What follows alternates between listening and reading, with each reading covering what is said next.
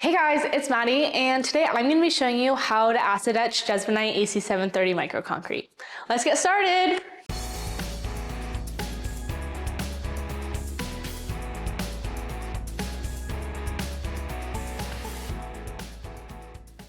The project I am going to be acid etching today is this little bubble tray. We made this in our previous how to cast AC730 video. You can check that out. This was casted in this color Silver Grey Granite, and it's been sitting for about 24 hours to fully cure before we acid etch. The tools I'm going to be using today are distilled white vinegar, a bucket of some sort. Today we're using a bin, a scrub brush, some gloves because I don't want to be sticking my hands in vinegar, and then as always, my apron, of course. So I have my gloves on, I have my supplies laid out all in front of me. We're gonna be acid etching this little guy here.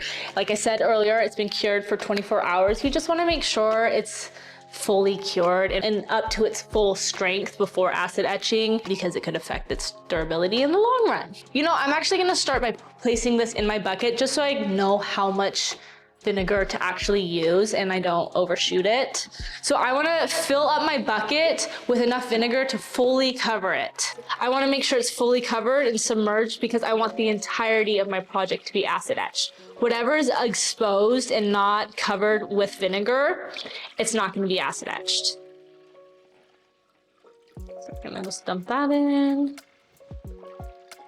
So as you can see, this is fully submerged. No parts are peeking out. This is because, like I mentioned, we want it fully acid etched and we want the aggregate to reveal fully. So I'm gonna let this sit for about 20 to 40 minutes just to let that first layer kind of etch off. That's exactly what we're doing. And so I'll show you guys what it looks like when it's done. This has been sitting for about 40 minutes. I'm gonna do a finger test and show you guys how I know when it's ready to fully scrub. You can kind of see those aggregates a little bit more. I'm gonna just take my finger here and I'm gonna rub in one spot, and once I can feel that sediment kind of coming up and off, and you can kind of see it on your finger as well, that's how you know it's ready to scrub. And I can already feel by like just my finger right here that it's not the same smooth texture as over here. This compared to here, you can totally see the aggregate, right? The reason we do this finger test is because acid etching should not be hard to scrub at all. If you rub your project and there's nothing coming up, still kind of like that, that's how you know it's not ready to be scrubbed and it needs to sit for a little bit more. But if I rub a little bit more, I can tell that it's ready because all the aggregate is coming up. All we're doing, you guys, is just scrubbing off this first layer, kind of like terrazzo. If you've used terrazzo, we're just getting rid of that first layer on top. So that's what we want the finished project to look like everywhere. And so I'm gonna show you guys how I do this. Since we like to cut down on our waste and kind of recycle as much as possible, we like to reuse our vinegar for multiple different projects. That being said, we are going to scrub this in a different bucket filled with water. I forgot to mention that earlier in my tools. But if you don't want to reuse your vinegar, or you have a certain vinegar for a certain AC730 shade and you just kind of want to reuse that a couple times for a big batch of projects, you could totally just scrub in the vinegar and that would work just fine. So I have my bucket filled with water here. It's just plain water, no soap or anything, just plain warm-ish water just because I don't like cold water. It doesn't matter though. So what I'm gonna do is I'm gonna take my project that was just soaking in the vinegar and I'm just gonna put it in the water. Then I'm gonna take my nylon scrub brush, any dish brush works, and I'm just gonna take it and I'm gonna start scrubbing that first layer off. So I'm gonna just scrub all over and you guys can see that it's kind of revealing itself underneath.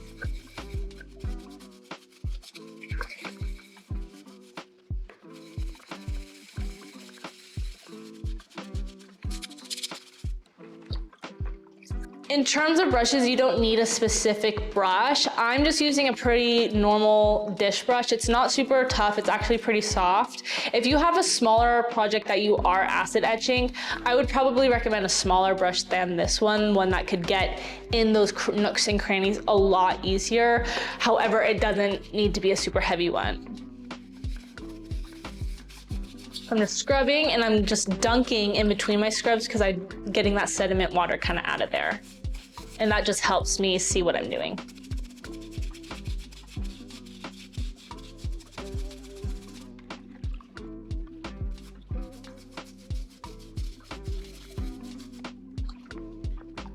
Just a reminder of what it looked like before. Here's the outside that I haven't scrubbed the outside yet, and then here's the inside. You can kind of see all those aggregates revealing themselves and the different sparkles and little black and white specks in there. I think it looks so good so far, you guys. Looks fantastic.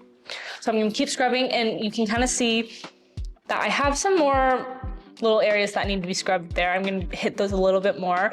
But if you are totally fine with the look of it, or say you wanted just the outside acid etch, not the inside, you could totally just scrub the outside and then leave the inside and then go ahead and seal it after that, and it will stay smooth on the inside.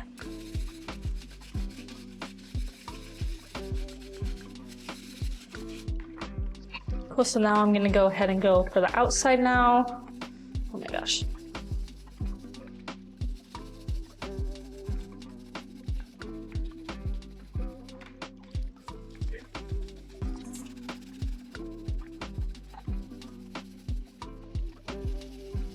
And kind of sometimes I use my fingers just to get in those like little cracks down there that my brush might not be getting fully. But this looks pretty good, you guys. And so now I'm gonna just give it a couple more dunks in here. Maybe a good more scrub around the side right here inside. And there we go. I'm really happy with the way this turned out. You can scrub as little or as much as you want. I'm pretty satisfied with this right here. So I'm gonna go ahead and set it off to the side for another 24 hours to make sure it's fully cured and there's no water in it and it's up to its full durability. You can seal your AC730. I only recommend doing that if it's going to be coming in contact with a lot of water. For example, if you're making a soap dish, I would go ahead and seal it there. So that's how you acid etch. Super simple, super easy. If you guys have any questions, drop them in the comments below. Make sure to like and subscribe, and I'll see you guys next time. Bye.